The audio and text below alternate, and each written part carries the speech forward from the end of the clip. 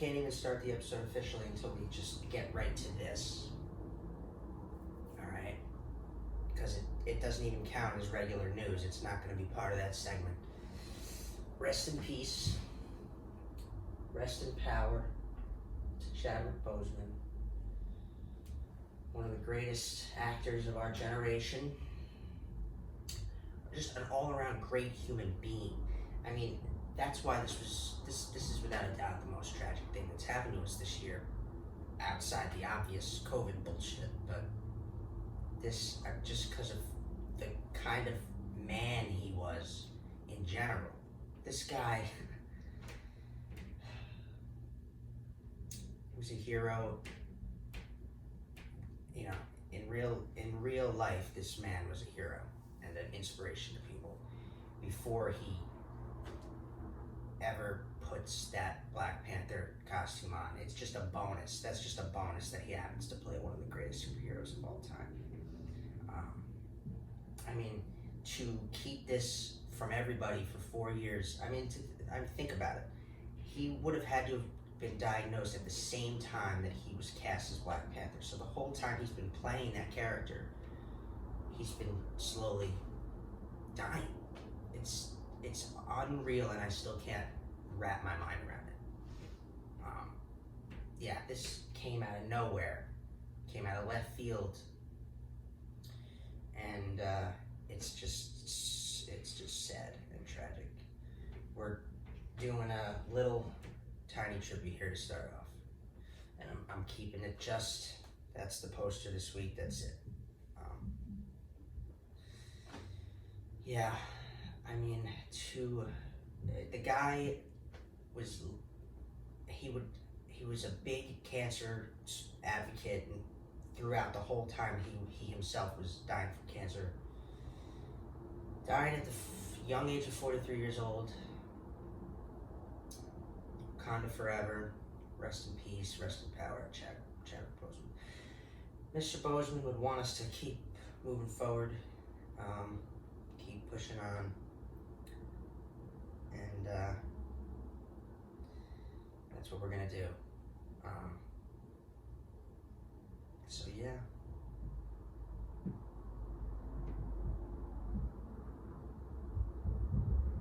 Moment of silence. Still can't wrap my head around it. Anyway. Did someone say, yeah. Did you say Screen Preach is back? Yeah. Screen Preach is back. Don't fuck with me. Screen Preach is back for episode 24. Was gone for the last few weeks because I was visiting my family, and that was fun and cool. And of course, watched a whole bunch of stuff during that time, so I'll talk about that in a second. I'm gonna be getting back to TV soon. Just been watching a whole bunch of movies because I just feel like just been in that zone, especially when I'm writing. When I'm writing a movie, I prefer to watch movies more. When I'm writing TV, I watch TV more. Sometimes it's not always lining up that way, but you know. It was a good time to do a bunch of movie marathons, and when I was writing my 7th project, and I finished it before I left. It's on my website. It's available still for anyone who wants to read it. Yeah, and so we're going to talk about movies again in the name of the Godfather, the Son of Odin, and the Holy Jedi. And yeah. That's right, Bill. In other news, my tiny little nibbles went to France. That's what we're going to be doing. I told you I would be picking a special episode.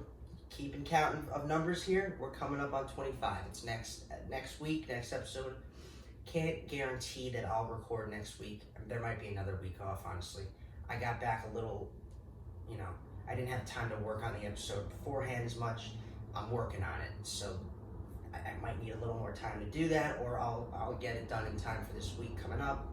But that is what's I really wanted to do the Man with No Name trilogy because I watched it and fell in love with it and wanted to talk about it, but it's fine. I know that people would love to hear me talk about some comedies, and in particular I'm doing Jim Carrey, and that's what we're gonna do.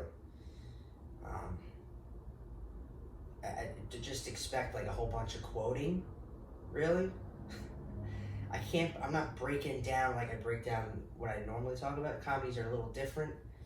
You know, you don't break them down like that. They're not like these masterful freaking works, or they're not like even, it's just different. Not that every drama I talk about is masterful either. I'm just saying, like, I will try to break it down the way I break it down normally, but it's just going to be a little different. I'll just touch on things a little and, you know, just have some fun with it and whatever. Yeah, so that's what we're going to do there. It's 107 degrees outside here, yesterday and today. Holy shitballs. Holy shitballs. So yeah, I know what you're thinking. Don't worry, I'm not wearing these pants outside the apartment today. It's fucking hot. I had to run today.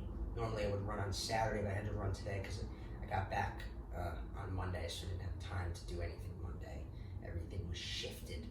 And I was like, well, it's fucking hot. I'm not running on. So I had to get up a little extra earlier so that it was still a little cooler. And it was still 90 degrees at fucking 7 this morning. Like, it's hot here. It's crazy. It's more bearable than New York. If it was 107 in New York, forget about it. We'd all just be drenched in like seconds, you know? There's no humidity like that here. It's more bearable. It's still hot, but it's different. So yeah. Wow. Donut. Are we back? Yeah? What are you looking at? She loved visiting everybody. That's the best thing about it. I can go home and bring her with me every time. She's so good on the plane. We just go. She sits with me at my feet. She takes a couple naps. I watch 2 movies. We're there. She gets to visit her family and loves it. I think she loves being here though too, because when she was there, she was excited to leave. She loves her routine here. That's, you know, she loves visiting everybody, but she loves her routine here. Also, it's just me and her for the most part, and she just gets all kinds of attention because obviously, you know, right? Anyway, what's going on? You know, nobody fucking tells me what they're watching. Tell me what you're watching. We'll have a conversation about it on Instagram or whatever. Whatever. Fuck, people. Jesus. I'll tell you what I'm watching. That's the point here. Let's do that. It's good to be back. I like this. This is fun for me to just talk about. This is nice. All right. One of these days, though, my fucking computer's just gonna shit the bed, and there's gonna be no Screen Preach until I get another computer. But just watch. I'm letting you know now because it could very well be coming. Either that or it just runs out of so much space. I don't know what to delete on here. You ever just at that point with your computer with like, I have shit that's important, so I don't know like what's taking up space really, and I don't want to delete shit that's important. And then when I try to delete the stuff that's not important, I can't find it really. I don't know what it is that's taking up all the space. Yeah. What the frig's going on? So yeah, let's see here. This week I'm going to talk about true history of the Kelly Gang. It was I watched it before I left a few weeks ago, and I didn't get around to talking about it yet. So we'll talk about it. Plenty of time, even more time for people to watch it though. If you haven't, you know, if they didn't see it 3 weeks ago, maybe they did now. We can talk about it. It's some people probably can't even get into it. It's probably tough to get into for some people. I give anything a chance, and you'll find it's crazy though. You know, if you fucking take a second to bring your attention span to maybe that of an adult and not a fucking child. Sorry to people I'm insulting. Give yourself an hour. Really give the movie a chance and pay the fuck attention. Get off your phone. Okay, get off your phone. It actually turns out that most movies are good, or at least somewhat good. Because this one was good. I enjoyed this one. Once it started to get going, yeah, it was an interesting movie. We'll talk about it in a second. Meantime, you know, what did I watch while I was away? Well, I finished my Western. I was watching Westerns, and I like I said, I have so many that it just kept going. I also bought a couple new ones just cause, and yeah, so I finished those, and then I started watching all my favorite classics because it's just been so long since I watched them, and it's so great. So many great movies, not even just good. There's good movies, but most of the ones I watched, just fucking great, and I love the movies I have. I want to get more. So there's a bunch that I've seen over the years, and I don't own, or I don't have them in my collection. I'd love to rewatch a bunch of them. Like I was watching Double Indemnity the other day, and I'm like, I don't have the Maltese Falcon. I love that movie. I don't have it. I haven't seen that in forever. Gotta get it. Gotta watch it again. Just some great classics. I just finished that too. Like I watched probably my favorite classic of all time is On the Waterfront, Marlon Brando. That movie is so fucking great. My God. And White Heat. I love White Heat. It's like, I watched that too. Those are the most recent. But now I'm going to get into, I think I'm going to watch Tarantino again because, you know, it takes a while for me to, I want to get back to TV too. You know, it's fun to talk, you know, TV always seems to be very current. But then again, the way I watch TV is just not how anyone else watches TV. Like, I do a specific genre. I marathon multiple shows in that genre at the same time, very slowly over months, you know. It takes me a long time to watch it. I only watch one thing a night, and that's it, because I don't have time in the day. Who does? Busy. But definitely going to do Tarantino this next week and a half, because it's been a while since I've watched his movies, and I can watch them over and over and over again and never get tired of them. Gonna do Scorsese, gonna do Christopher Nolan, and then I gotta rewatch the Godfather trilogy, because for me, it actually has been probably 2 or 3 years now since I've watched them. That was because before, I had watched them maybe 150 times, so I needed a break. Yeah, I know, right? How does this fucking kid watch movies over and over again? Because I always pick up on things that I didn't before.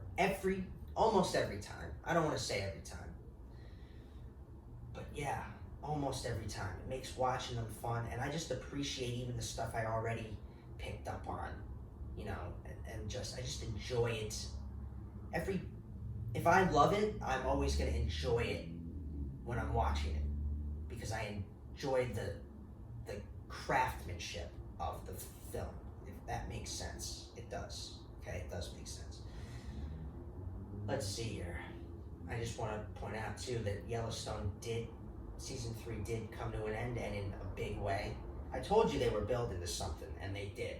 And you want to talk about a cliffhanger? Their first official cliffhanger in this show, they left us. That's the definition of a cliffhanger, what they did. And now it's all out, season 3. So go binge season 3. I know people don't like to week shit. Well, now it's out. Go binge it. You know. If you haven't seen it at all, you got 3 seasons to binge. What else? What else did I watch? Can't go to the fucking movies. I'm pissed because my brother got to see Tenet.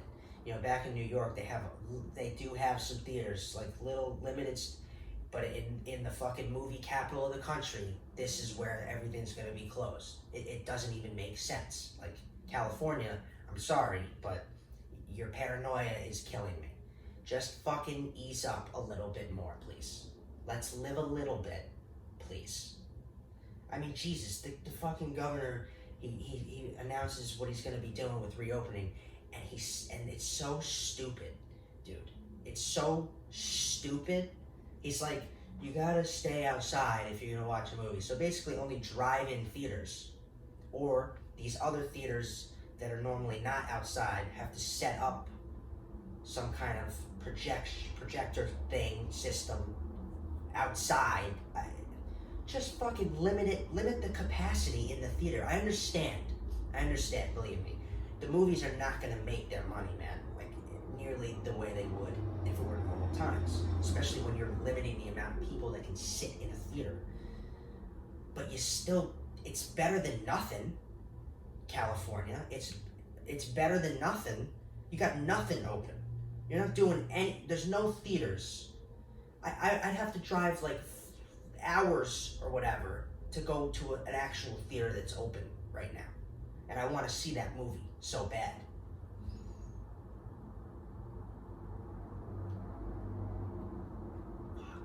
Fuck. Are you gonna lay down or are you just gonna sit there like that the whole time? Dude, what are you doing? You're making me nervous. You're making me nervous. Come here. Yeah, it's okay. Oh, you're a weirdo. Yeah. In other, news, I guess, I just want to shout out to other forms of art and culture. Big Sean dropped his next album, first album from him in 3 years. Been waiting for it, worth the wait. Detroit 2, go listen. It's absolute flames upon flames, Now I just need my other favorite rap artists to drop. Drake is coming. I already know that. We all know that. But I need Kendrick because it's been 3 years since he dropped. And I need Travis Scott again because it hasn't been 3 years, but it has been 2. It's been 2 years since he dropped. So yeah, that's just a little bit in music. Let's get moving here on this episode. Obviously, I have a shit ton of news backed up from the last 3 weeks. I'll go through it as quickly as I can, and then we'll move on to our movie of the week. Was there anything else that I wanted to mention to you guys, or no? I don't know. Let's do it. Let's talk about the news of the last 3 weeks. Just give you a rundown. So, come on. I love when I'm ready to go too. Like I forgot to get the computer ready. I have to get my computer ready. Like it's like dealing with a little baby who I gotta get ready for school. Like it takes like 10 minutes to get this thing ready to record. It should take 3 minutes. Open everything, boom, boom, boom, and plug it in. That's how slow. God. All right. So. I'm always doing that. I'm always quoting that. That's Breakfast Club. That just every time I say so, that's what comes to mind. So.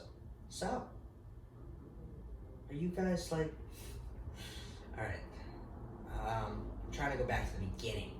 The first thing I saw from before I left. This is it. I don't know. Is it considered very old news now that I shouldn't even talk about it? I don't know. So a couple things here. First, they're doing a Fresh Prince of Bel-Air dramatic reboot. I don't know exactly what. So instead of it being comedy, I guess it's a drama series, or I don't know. It doesn't say that it's a movie, but they're doing that. But then I heard they're also doing a reunion, an actual comedy, like a reunion of the first show. Rest in peace, Uncle Phil. He won't be there for it. That's great. I love. You got to do these reunions, right? We got Friends coming, Fresh Prince. I'm all for it. I think it's also again HBO Max because that's what Fresh Prince is on. So of course it's gonna also be HBO Max. That's gonna be good.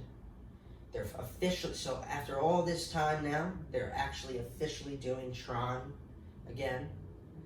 They're doing a Tron movie after that last one was an okay little movie, not really anything special.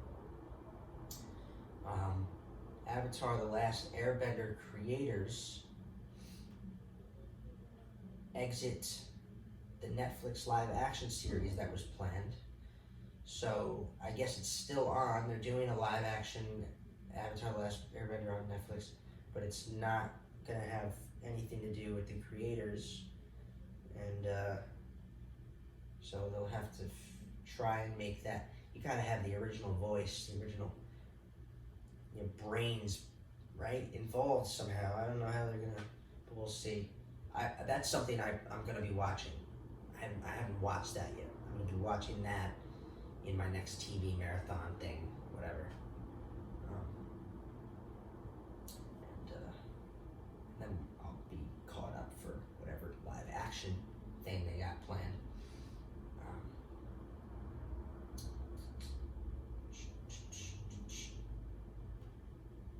Spider-Man, Miles Morales details. Captain Marvel. Oh yeah, this was cool. So someone found the sword symbol so sword is like the space version of S.H.I.E.L.D. in Marvel. They found a reference to sword on Captain Marvel's pager that Nick Fury has that nobody caught before. Little hint and nod to what's coming. Nick Fury's gonna be setting up sword. That's his next endeavor. It looks like, and they found a hint to it. You gotta love when you find the Easter eggs. So that's cool, obviously. Daniel Kaluuya, Daniel Kaluuya, yeah, from Get Out and all that, Black Panthers, to star in and produce The Upper World at Netflix. That's just a potential good, just regular movie coming out.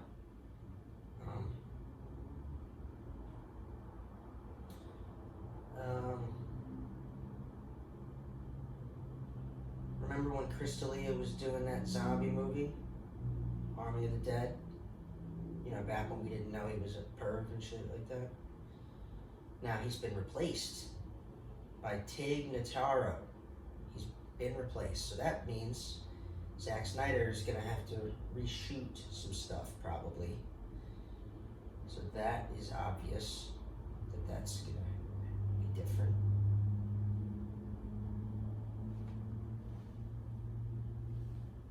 Are you cold? Why are you shaking? Just don't be. It's fine. Whatever's going on with you right now, and your weird little nervous bullshit. I don't know what it is.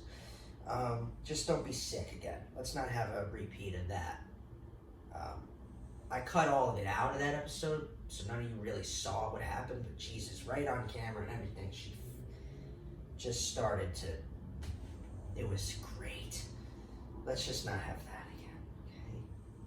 Yeah.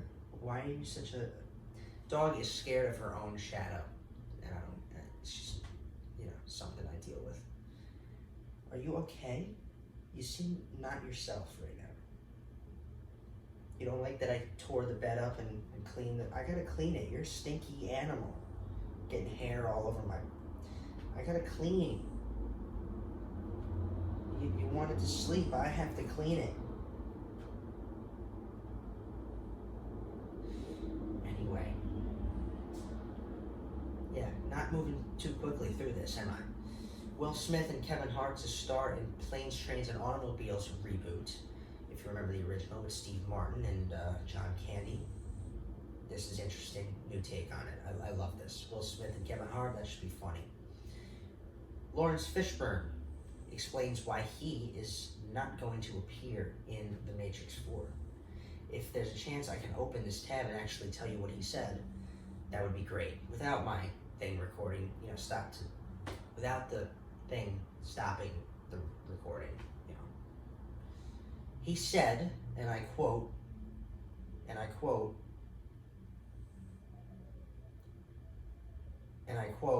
come on, man, a little quicker, just a little bit quicker would be nice. Even just a little bit. Has not been invited. I have not been invited. Maybe that will make me write another play. I wish them well. I hope it's great. Why wouldn't he be in it then? It's not like his character died at the end of the... I don't get it. I don't get it. It's probably the role that I'll be best remembered for, which is great. It's not the only thing I'll be remembered for, which is better. Savage, that's the way to answer this. It's the way to talk about this. What I get with him is I've got Darth Vader in this hand, and I've got Obi-Wan in that hand. I've got Bruce Lee, I've got Muhammad Ali shuffled in there, and I've got Kung Fu.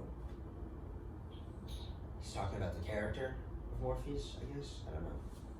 Anyway, it's whatever. It doesn't make sense to me why he wouldn't be in it. But maybe the movie's specific, where it's like in some reality that he's just not in. I don't know. Then again, they have a lot of explaining to do when that movie opens, because I don't know what the frig even happened with Neo at the end of the third one there. And fucking Trinity died, I thought. Spoilers and shit, if you haven't seen this movie that came out fucking 20 years ago. So I don't know what... in the cast, she's there, he's there, Neo's there. I don't know. We'll have to get answers in due time.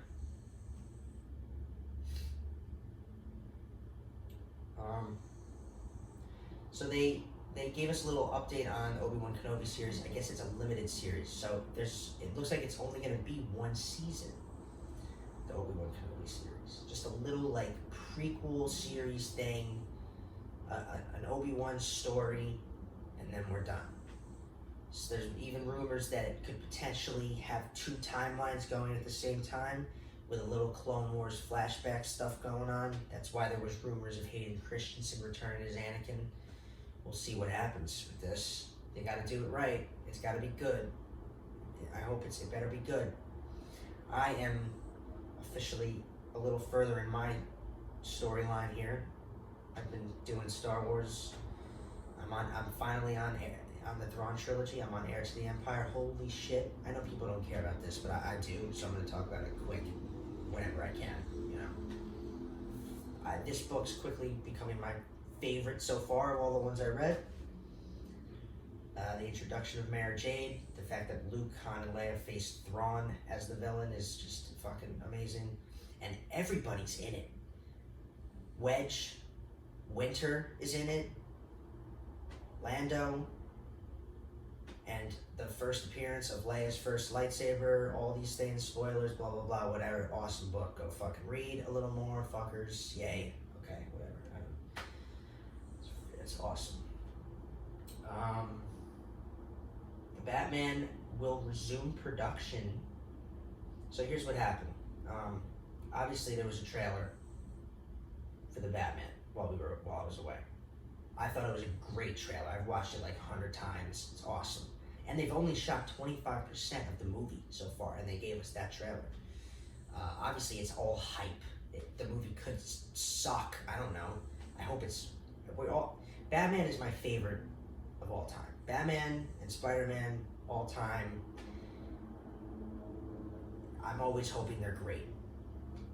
And I like that it's Matt Reeves, and I like Robert Pattinson as Bruce Wayne, honestly. At first I was like, what? But now, having seen him in other things too over the years, I like it. And it looks like it could be R-rated.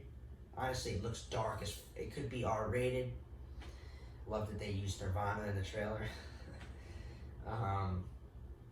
What's even cooler too is they have a Gotham PD series on HBO coming out, HBO Max.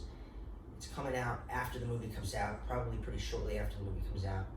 I think that's awesome. You're like, well, why are we doing another Gotham show when we had Gotham on Fox? This is different. Okay, first of all, it's HBO, which also makes me think the movie could be rated R, because HBO, the show could be TVMA and be fucking brutal and shit. But what's cool is I'm just waiting here. Okay, I'm waiting any day for the announcement because it could very well be coming.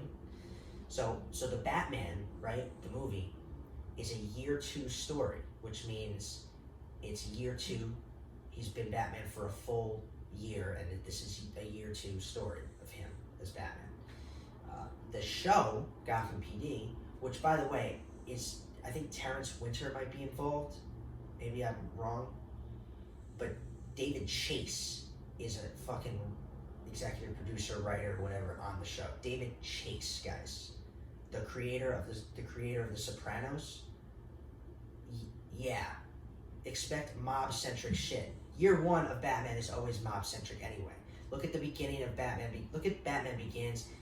Go read Batman Year 1, the comic. It's Batman versus the mob. That's what we're getting. And we're getting a TV show of it on HBO. David Chase writing it. This is going to be fire. And you got Jeffrey Wright is Jim Gordon in the show. Expect that if it's a year 1 thing, and the idea of the show is that Batman has just come on the scene and we're seeing it through the perspective of the police. Expect Robert Pattinson. Expect the announcement that potentially Robert Pattinson returns to reprise his role as Bruce Wayne Batman in this fucking show. Which means we would finally have a Batman show, which I've been waiting for, like a real Batman show. I've been waiting for that forever. It could potentially be happening, and on HBO, and with David Chase.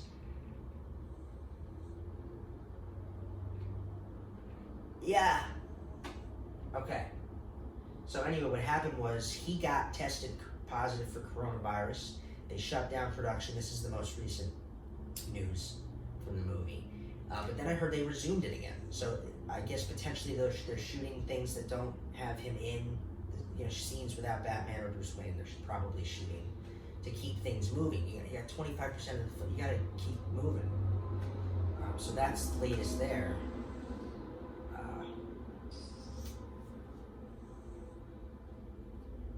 Meanwhile, in other news, my tiny little there's a potential Spider-Woman movie coming from Olivia Wilde. Interesting. So Sony is just they just want to. They're really gonna do it. They're gonna just keep pushing these fucking. I talked about it when I talked about Venom in the last episode. I'm not going to go into it again. It's just, it's annoying every time I hear something coming from Sony that's Marvel related. It just... Spider-Woman movie coming from Olivia Wilde. Yay. Oh my god. Let's fucking... God, when are we going to do the right thing already, Sony? Just ask for a price, man. They'll fucking pay whatever they gotta pay to get the rights to those characters, man. Just fucking do it. Do the right thing, Sony.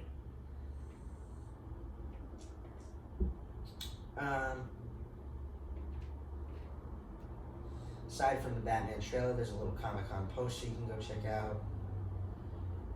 And now I brought it up, so now great. Now I gotta put it up. There it is. And then on top of, so there was more Sony fucking bullshit. On top of the Spider-Woman thing, I guess we got J.C. Chandler doing a Spider-Man movie. So that was other news. And then there's a Silk live-action TV show coming. Silk is a Spider-Man character. I just don't understand Why? I mean, of course I do. They want to make money. But it's like, just get a whole bunch of money at once by selling the fucking property to Disney and be done with it. Stop making subpar and crap movies that you have no business making. You know what I mean? Yeah, you know what I mean? No. No. Are you fucking kidding me right now? Is this thing still on?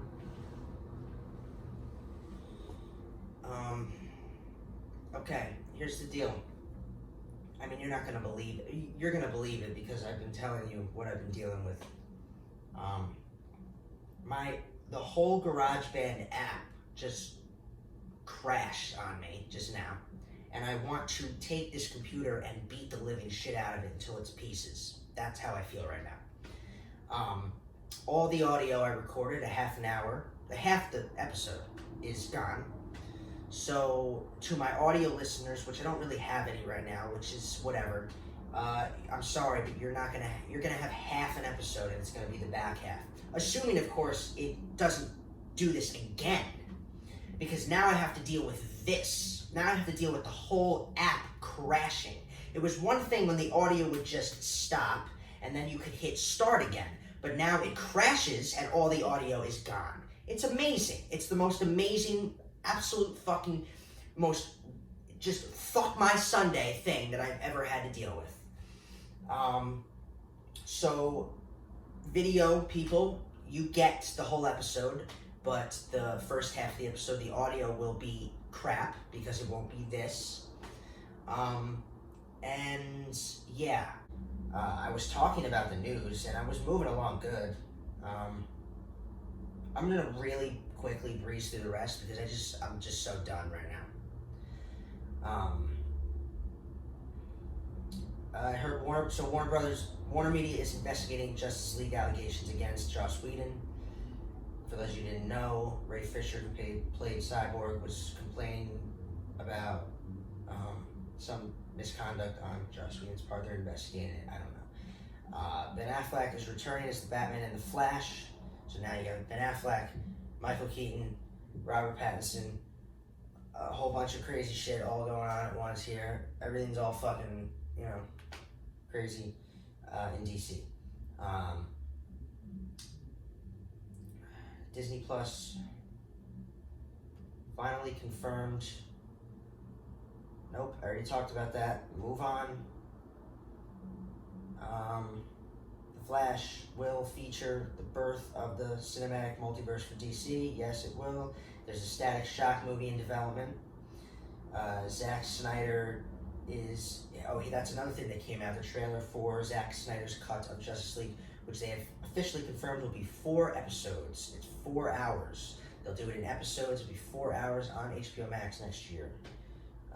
Neil Gaiman reveals that the Netflix Sandman series will be set in present day. The comics are set in, I think, the 80s. So obviously our TV version will be present day. I can't wait for that. That's awesome. I read the comics. Looking forward to the show. Black Adam will introduce the Justice Society of America. Black Adam, they revealed concept art for. Dwayne The Rock Johnson playing the character. Shazam 2 title revealed by Zachary Levi. It is called...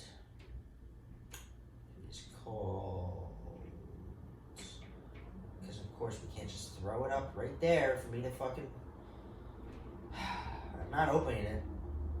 I'm not opening it because I have to deal with a fucking absolute piece of trash computer here.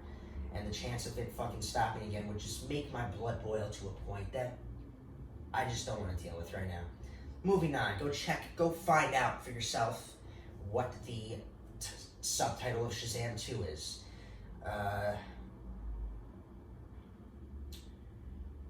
The Batman will tell the origin stories of Catwoman and the Riddler, naturally. I already mentioned that and that and that. Yellowstone Season 3 finale is 2020's most viewed TV series. That's how good it is, people. Watch the fucking show. The Thing reboot in early development. With John, I think John Carpenter in fall. Yeah, Blumhouse doing it. John Carpenter doing a reboot of the thing. Cool. They canceled Altered Carbon after 2 seasons. I enjoyed the show. Yes, it wasn't great, but I enjoyed it. I'm not surprised. It sucks a little bit because I liked it and I would keep watching it, but it's not some great show, and so I'm not surprised. Altered Carbon on Netflix is canceled. Resident Evil live action series ordered at Netflix. It's amazing all the shit Netflix does, man.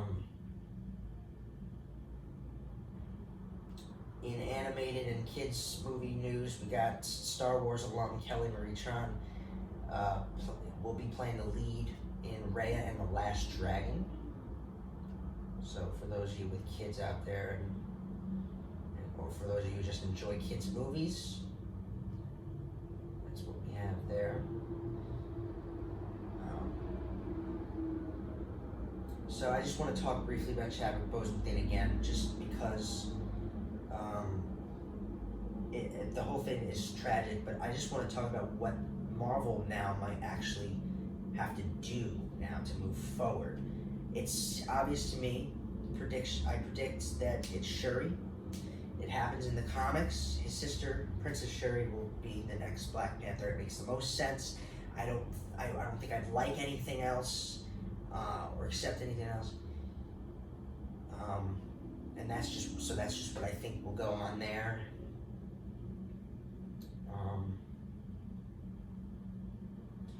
Game of Thrones creator David Benioff and D.B. Weiss are doing their next project officially now, and it was announced, doing the 3-body problem sci-fi trilogy at Netflix. I don't know what that is.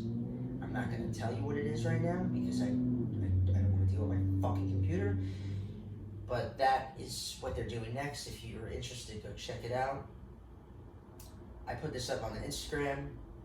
Official concept art for a younger Yoda, only 200 years younger, but still younger, for Star Wars: The High Republic, which is a series of books and comics coming out. It takes place 200 years before the movies. There's concept art for Yoda, and he does look a tad younger, and it's cool. Go check that out. Jack Quaid cast in the Scream reboot. AMC Theaters is reopening 70% of its movie theaters. Yeah, everywhere except fucking California. The Mandalorian Season 2. Oh, they announced officially it is streaming on October 30th. Yes, dude, finally. I don't know what the holdup is on a trailer. If October 30th, I mean, come on, give us a fucking trailer, please. But October 30th, dude, fire. I put that up on the Instagram as well. Jason Statham, Guy Ritchie reteaming on spy thriller Five Eyes. Godfather Part 3 is getting a new edit with an alternate ending, and it's to release in theaters to help theaters get going again. That's cool. I might check that out. An alternate ending. And I think that's it for news. I just want to get to our movie of the week. Jack Reacher, the series that's coming on Amazon. That was something that I saw. They cast their lead. They cast their Jack Reacher. It is Alan Ritchson, who I know from things, but I'm blanking on it. You would know him too.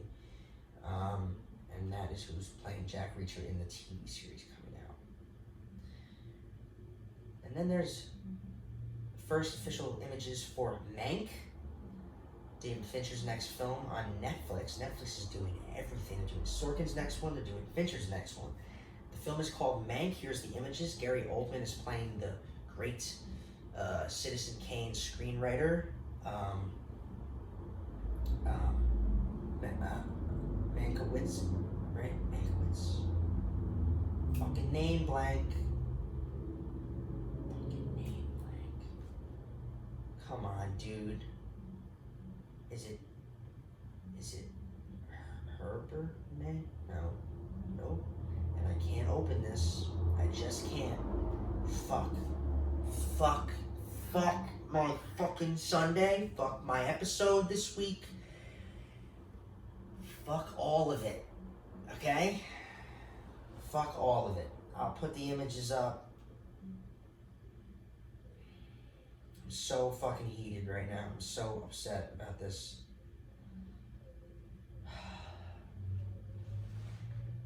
As I tell you this history, my history, sometimes the most interesting part about this film is that it's aware of the fact that it is a specific interpretation of that Ned Kelly story.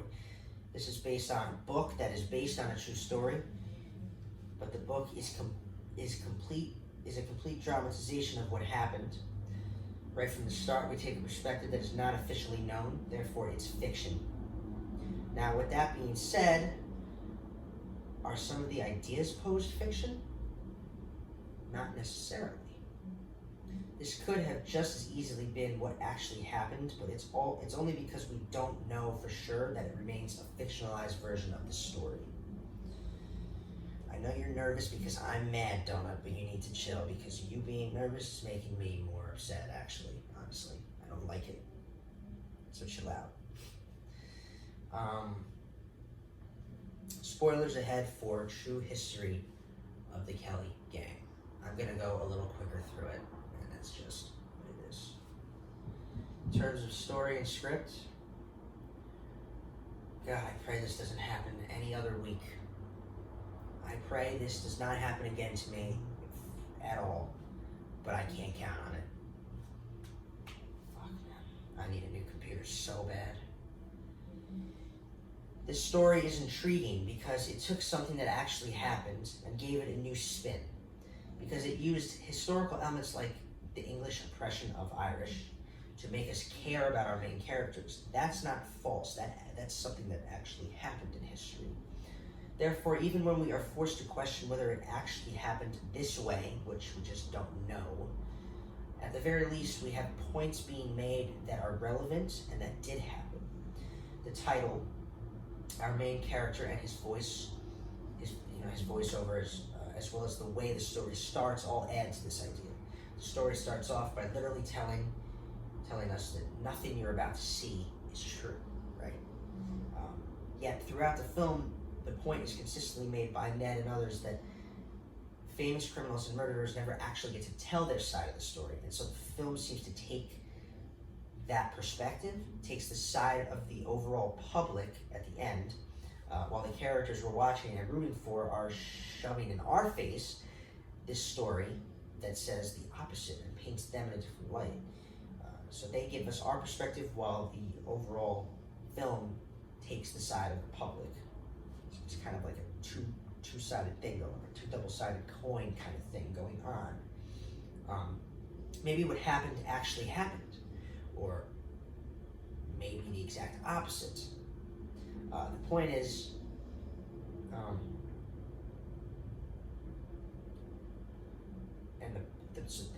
the point that this film likes to call out is that one way or another, the madman that was Ned Kelly very possibly became that way because of something specifically like what's depicted here. Then again, maybe not. Maybe he was just crazy and went on a killing spree. But being filmmakers and telling stories, that's a hard protagonist to root for if he's just crazy. So we take a different approach, and all of a sudden seeing all the things that made Ned snap makes us care about him. You can't tell me you're watching this movie and rooting for the English constables. You're not. You're rooting for Ned Kelly. At the same time, the film makes a point of showing us all the times that Ned was in control of his own life and allowed himself to be corrupted by an unbearable need to be loved and accepted by his mother. Thus clouded his judgment too. At the end of the day, we all make our own decisions. So even if Ned can go around blaming everyone else, he couldn't get rid of this need, this addiction to get approval from his mother. That's this perspective that we take for Ned in this story. He chose, in the end, to do what he did, when there were times when he could have led a different life. It's important the film touches on this. It's almost like while he's telling us the true history, which in actuality has nothing to do with Ned Kelly, the actual true history we see is the fact that the Irish were oppressed by the English. That's the only true history. Whether or not that happened to Ned Kelly is unknown, although it's very, very, very possible. So we see an actual truth and a tall tale mixed together. All of this is meant to expand on the controversy of Ned Kelly that still exists when his story is told. So in reality, many people saw him as a hero on one side and a madman on the other. So he is a controversial figure. The film looks to heighten that controversy by not taking a single approach, but allowing the audience to still be left with their own opinions. Atrocities were committed on both sides. I'm sure the same is true of what actually happened. It's left to us to decide which side is right and which is wrong. Maybe they're both right or maybe they're both wrong. But it's very creative. I thought it was creative. I thought it was a creative approach to take, honestly. I know that the book is probably the guy who wrote the book was really being creative, not so much the filmmakers. But nonetheless, Justin Kurzel and the writers, to keep this controversy at the forefront of the story, was very creative and fun. On the surface, it's a story about a boy becoming a man, and that man becoming a murderer. Underneath the story is about oppression, desperation, survival, and on many levels, masculinity, which I thought they touched on a lot in the film. Like, that's a major theme they keep pushing. A lot of boys to men ideas are thrown around constantly. What it means to be a man, questioning whether you are a worthy man or a man at all, what being a man entails, all of this is sprinkled in throughout the film. The story builds to Ned's turning point very gracefully. Some might look at it and call it a pacing problem, but not when you take another look at it. I watched it twice, so you come to realize the whole shoot 'em up gangster rebel thing is not really the story we're watching. Like, you would think you would want to get to that quicker and see more of it, but really that's not the story that's being told here. It's how Ned became the Ned Kelly that we know. That's the story, how he became. That's why the bulk of the film takes up that, those events. Everything before him becoming the madman.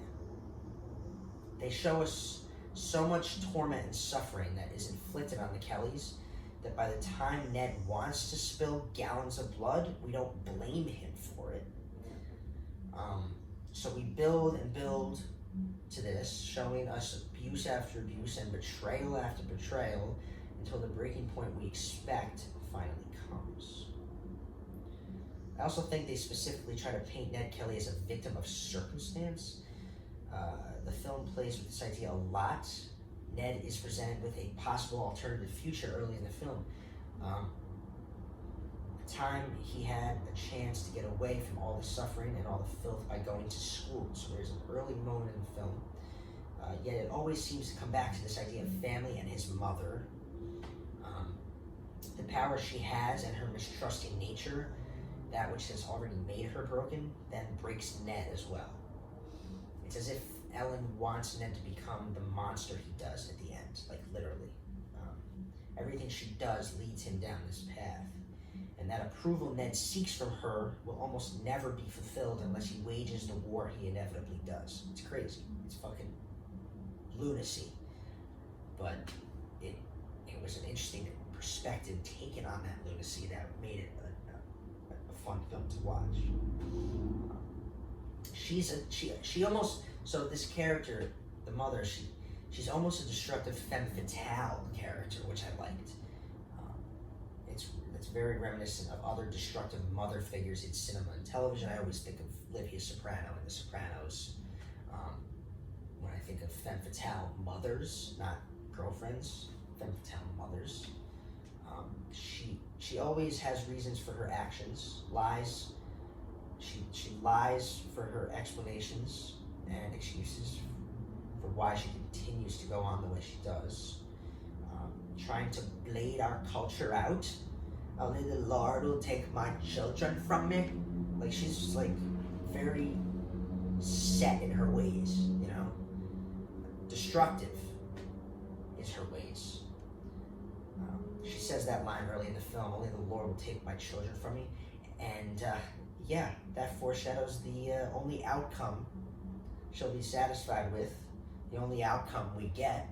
She says that, and then literally a few scenes later, she's selling Ned to a thief and bushranger. So, I mean, the woman literally sells her son. She's not all right, you know.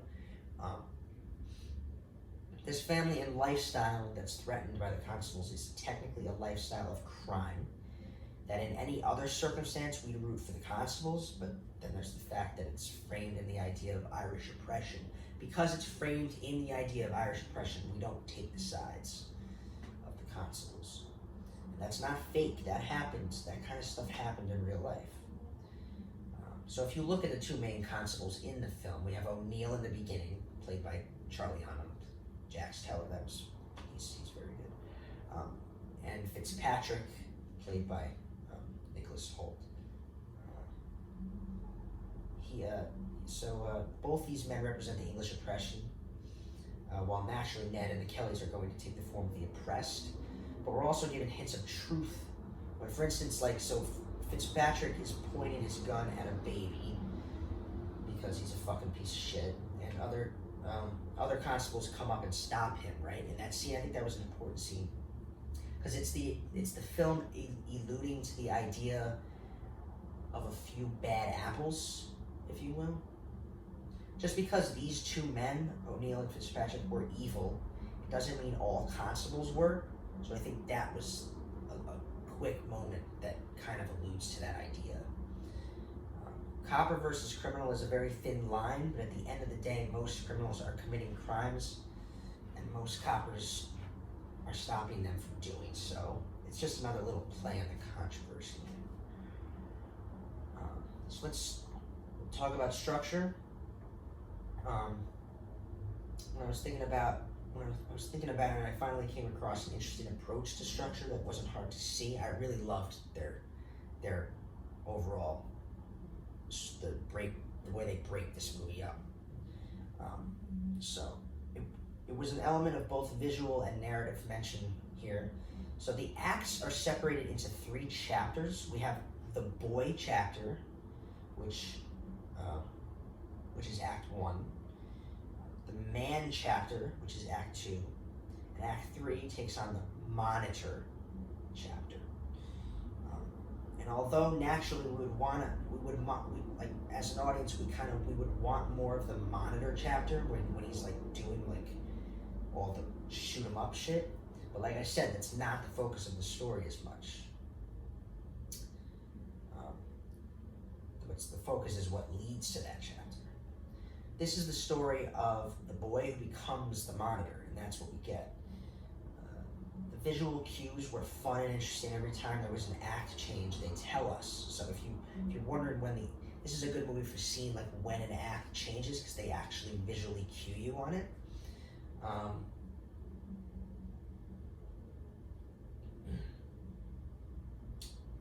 So first we see the word boy carved into a log to start Act 1.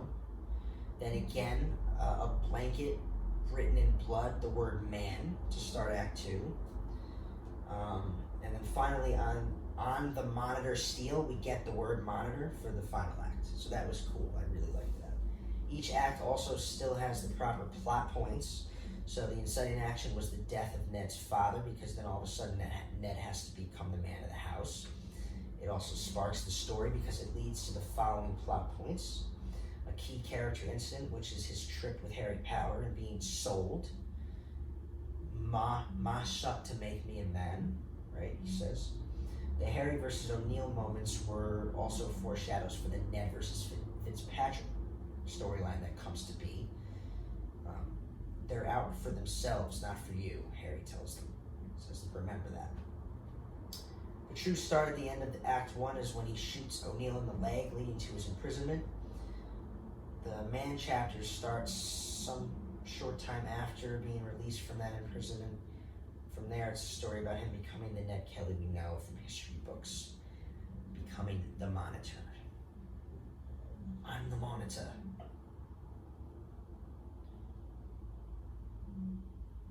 What would I want to take?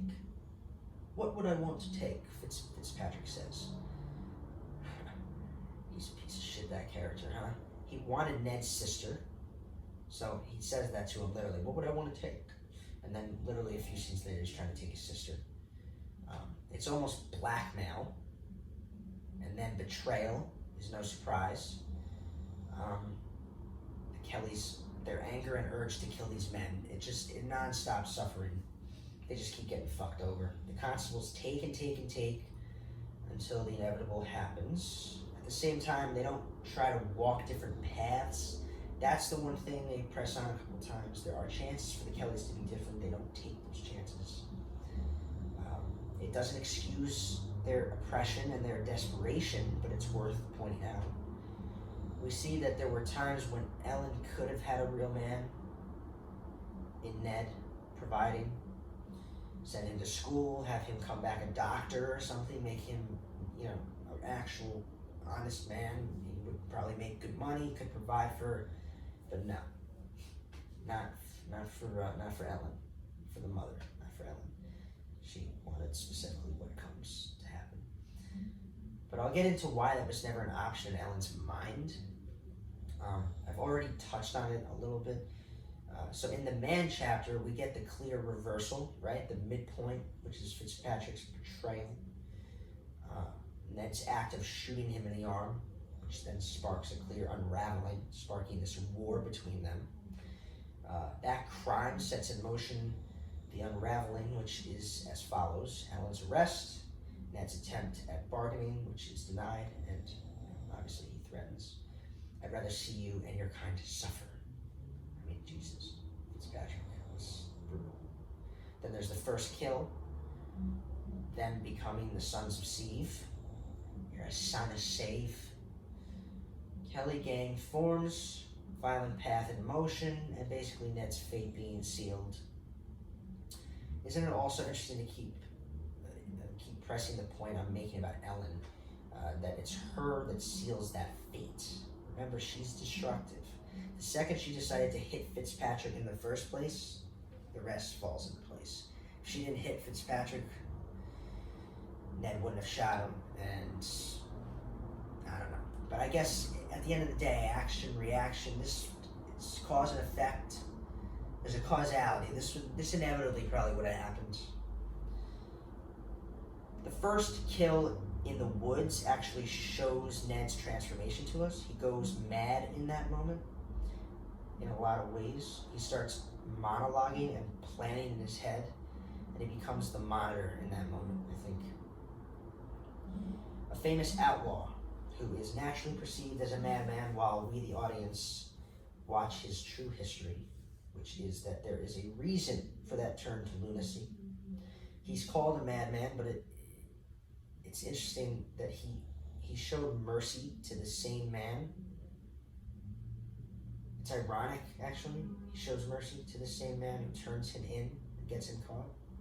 So like it's some school teacher, speakers, some like public figure, some teacher, school teacher is the one who gets him caught at the end. And it's ironic that he spares that man. Like he doesn't do some madman thing and kill him, and he's fucking betrayed, and it's just interesting. It was hard to find the down and out moment, but then I remembered something. So this is good to point out and keep in mind. When you write, it's good writing to parallel each big plot point. So for instance, what I mean by this is like, when you write a script, it makes sense that it should be an up and down roller coaster of positive and negative outcomes. So most heroes, like in hero stories, we watch hero stories, they have a happy or positive ending. Therefore, there's a down and out moment, which is a negative moment at the end of Act 2. But with stories like this, with a negative ending, the plot point at the end of Act 2 wasn't a down and out moment, but actually the one big victory and last positive outcome for our main character. So it's reverse, you see? Ned kills Fitzpatrick in a poetic moment when he's singing that constable song from the beginning. Yeah, he's a constable, and that's his one true victory. He gets to kill Fitzpatrick, and that's at the end of Act 2. And then we get the Monitor chapter right after that. The shootout is the obvious climax. Ned's hanging is the closing image with his final voiceover. His last words, which would not be considered so much the words of a madman, yet nonetheless his words are ignored, and a fiction is told to the public that better perceives the police. It makes Ned look like a lunatic. Again, lies upon lies are thrown at us at the end. This is to continue the controversy of Ned Kelly, keep the conversation in our culture about him going, presenting the idea that a buried truth could very well exist. I also think it was poetic to have Ned see the boy he could have been right before he died. So, like, it's the boy with, like, a school banner thing on his, like, it's showing that that's the alternative. That was the alternative. He could have lived a different life. I thought that was a really good little moment at the end. It's almost, it's to present the idea, too, of his, that he was innocent, that he was a victim of upbringing and circumstance. Every man should be an author of his own history. A history that we got to see that may or may not have even happened. So, in terms of direction, I already mentioned the visual cues that were cool, but I also had one shot that I really liked. It was when Ned comes home after leaving Harry Power, and he lays with his mother, and while they are talking and praying, we are seeing a cross-cut, a frame of O'Neill that turns out to be moments later, when Ned is being arrested and imprisoned, his head's being shaved. I liked the way that shot sequence was presented. I liked how it was like a giant elk cut. It was almost like a giant elk cut. Like we're getting the audio from one scene and the visuals from another, overlapping, cross-cutting, and then we jump to that moment. I'll always seem to miss things visually, but that's just because I always take a narrative view in films more than a visual view. The cinematography is a notable mention, I guess. I really liked that. The score was also really impactful. I saved it in my phone. I always save good film scores. In terms of performances, I didn't know George McKay until I saw him in 1917 earlier this year. Now I love him. Dude, after this movie, I want to see him in more films. Like, his performance here is truly fucking captivating. And I think he even said in an interview that this character, Ned Kelly, really pushed him to his limits as an actor, which is just, he's fantastic, George McKay. I'm all for seeing him in more things. I also have to point out the other obvious performance, and that's Essie Davis, who plays Ned's mother, Ellen. She was fucking fantastic, playing a destructive, femme fatale mother. I think I've seen her in a few things. I think she was like in Game of Thrones even, like for a second. I think Kurzel used her before, right? He used her as, she was in Assassin's Creed, that crappy Assassin's Creed movie that he did. She played Cal's mother in the first scene, and that was it. She was in Game of Thrones briefly. The point is, she never stood out to me until I saw this movie. She was incredible. Then I just want to mention that there's great actors in small roles. Russell Crowe, Charlie Hunnam. It was great to have them for the little time that we did. It was interesting to have Charlie Hunnam play such a villain too. I'm used to him being a hero, so I like that. Or anti-hero, whatever. You're mistaking fear for love. It's So my overall take on this film is that it's a common story about a rise and fall of a criminal who became a criminal out of desperation. Not uncommon for all of us moviegoers to see that, but the reason this film stands out is that you feel for Ned the most you possibly can, because you see that he's not bad. You see that he's conflicted and wants out. He wants normalcy. But his family and his mother have strong gravitational pull over him. He tries to leave, but he can't stay away.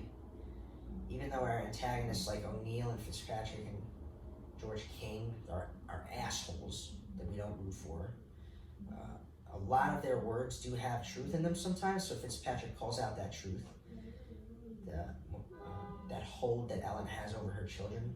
George King, when he says, hate on something enough and it just comes to love you anyway, which is a fucking terrible thing to say, but it's kind of true. It's like a metaphor for Ned and Ellen's relationship. It's fucked up.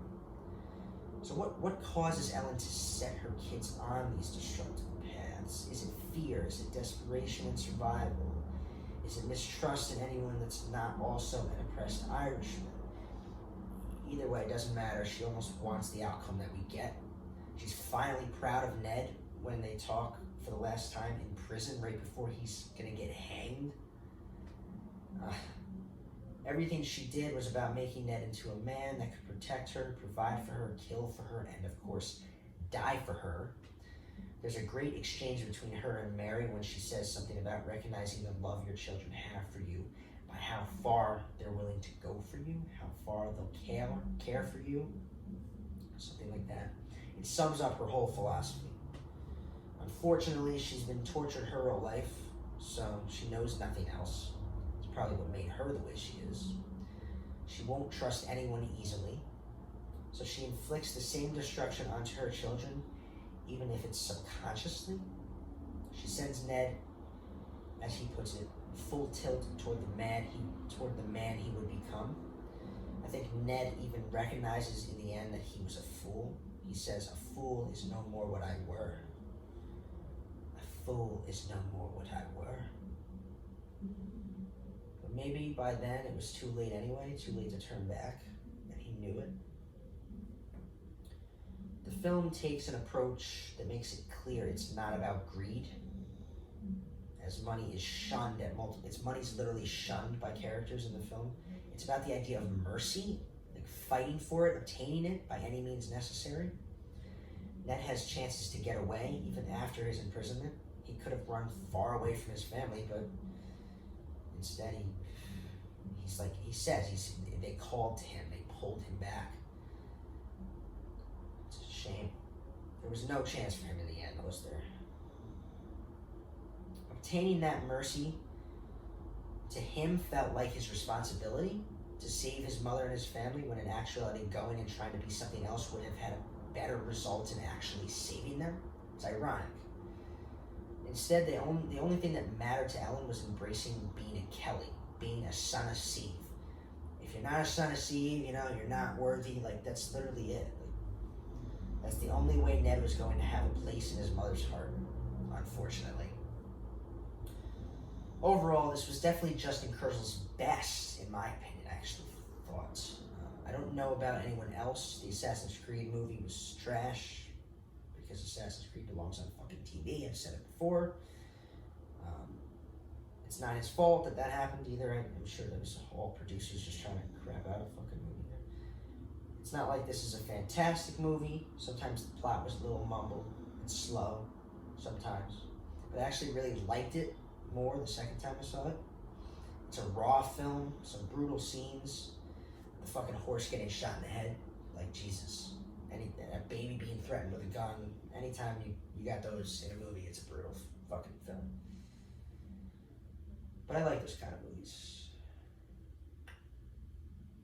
Wow, 40 minutes. That means we have an hour and 15-minute episode this week, guys. I'm also thinking about it, and I'm probably not going to waste my Sunday now because I have other things to do, trying to line up the fucking mumbled audio. So here's the deal. Audio listeners, you get what I have here. You don't get the news of the week.